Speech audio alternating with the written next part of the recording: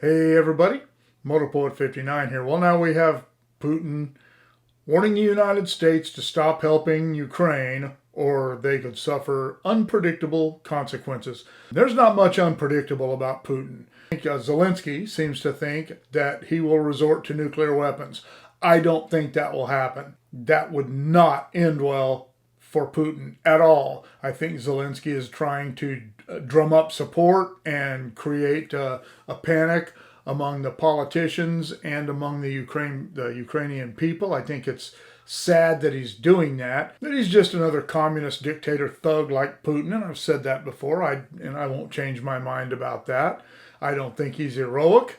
I don't think he's a good guy. I don't think he's a great leader. I think he's a dictator, and he has proven that beyond a shadow of a doubt over the last couple of months. But I almost wish Putin would do something unpredictable.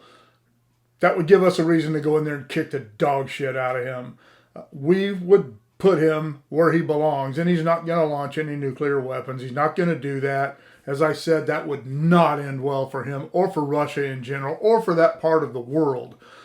We would not need to unleash our nuclear arsenal to defeat Russia. And some people are afraid China might get involved, but I think China would just sit back and enjoy the show.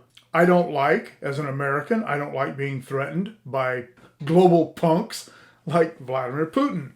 I didn't like it when the Iranians were threatening us back in the in 1979 and into the early 80s. I have never liked any of the Muslims or Arab countries threatening us because none of them have anything for us, and we've proven that a couple of times. I don't like being threatened. The problem today is that the generation of Americans coming up, the progressives, they take that seriously. They don't realize that it's a joke. They don't realize that North Korea is a joke that even South Korea laughs at. South Korea has absolutely no fear of North Korea. And we should have no fear of Russia. We as Americans should really have no fear of any military. The Chinese military is much larger than ours, but it would be incapable of defeating us unless things went nuclear. Then no one wins. But anyway, back to Putin and his threats.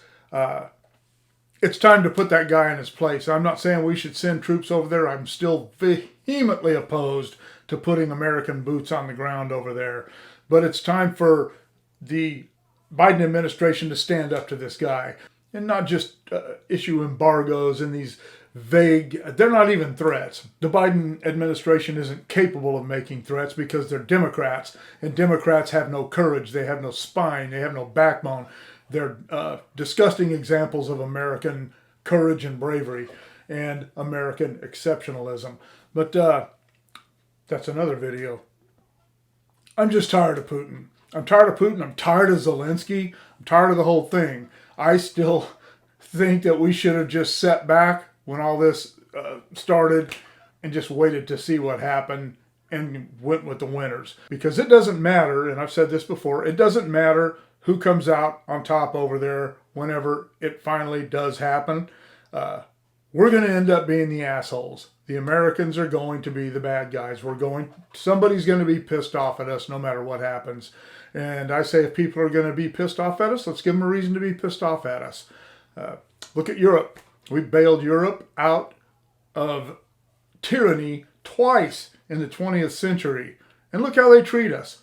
The generation who lived through World War II are all gone. The ones who remember what that was like are gone. They're all dead, at least in huge numbers. Maybe there are a few of them left like there are in America, but not enough to make a statement.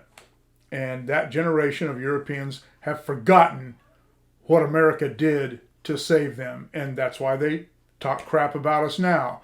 And the generation of people, my generation, the Cold War generation, we're still around and we're not saying anything. We're not standing up. The Republicans aren't standing up and saying, hey, look, this is what happened last time we allowed this to happen. Let's not allow this to happen again. But they're not saying that. And they're not saying it because they're afraid that the left are going to criticize them and call them racists or xenophobes or thisophobe or thatist or whatever. The Republicans need to grow some balls. This is something I'm going to hammer on for a while. It's time to stand up. It's time to stop taking the high road, because the high road got us nowhere during the Cold War. Reagan played hardball and we won the Cold War.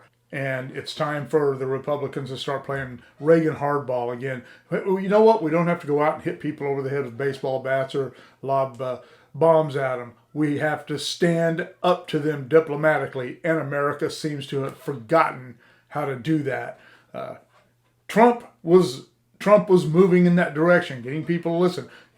Nobody was messing with us when Trump was president. Soon as Biden took office, everybody started gang tackling us again. And the Republicans in the House are doing nothing about it. Oh, we don't have the numbers. You still have voices and you're not using them. I don't know. I'm tired of Putin. I'm tired of Zelensky, and I'm tired of weak-willed, weak-spined Republicans. What do you think about that? Let me know in the comments below. Shoot me an email at motorpoet59@gmail.com. Like, share, subscribe, click on the bell if you want to be notified of future content. See you all later.